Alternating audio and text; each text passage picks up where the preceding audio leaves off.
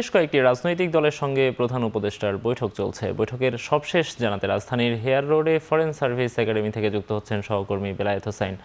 বেলায়েত, বৈঠকে কোন কোন দল যোগ দিয়েছে, কি কি বিষয়ে আলোচনা হতে পারে?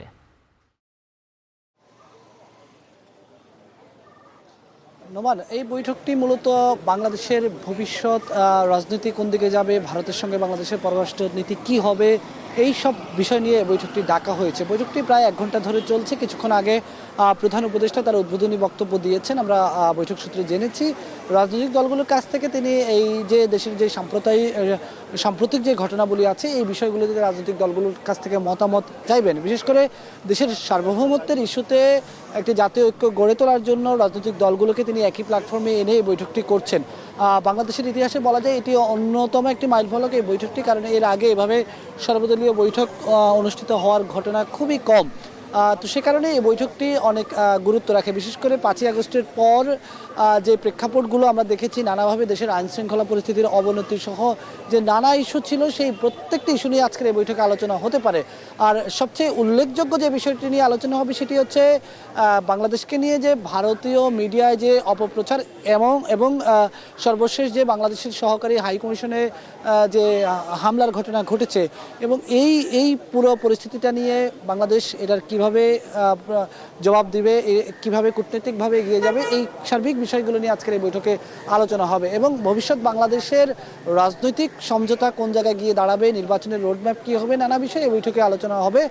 বিএনপি, জামাত সহ বেশিরভাগ রাজনৈতিক দলই এই বৈঠকে অংশ নিয়েছেন। শুধুমাত্র আওয়ামী লীগ সমমনা দলগুলো এই বৈঠকে তারা আমন্ত্রণ পাননি, তারা এই বৈঠকে আসতে পারেন। এর বাইরে আমরা দেখেছি যে ডক্টর খন্দকার মোশাররফ হোসেনের নেতৃত্বে বিএনপির 5 সদস্যের প্রতিনিধি দল, জামাতের আমির ডক্টর শফিকুর রহমানের নেতৃত্বে দলটির 4 সদস্যের প্রতিনিধি দল, এর বাইরে গণতন্ত্র মঞ্চ, বাম রাজনৈতিক দলগুলো, ইসলামী রাজনৈতিক দলগুলো সহ বেশিরভাগ রাজনৈতিক দলই এই বৈঠকে যোগ দিয়েছেন, তারা আলোচনা করছেন।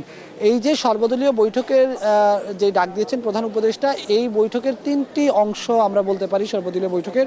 এর মধ্যে গতকাল একটি অংশ অনুষ্ঠিত হয়ে গেছে, সেটি ছিল সবগুলো ছাত্র সংগঠনকে নিয়ে, ক্রিয়াশীল সবগুলো ছাত্র সংগঠনকে নিয়ে প্রধান উপদেষ্টা বৈঠক করেছেন। আর আজকে সবগুলো রাজনৈতিক দলকে নিয়ে বৈঠক করছেন।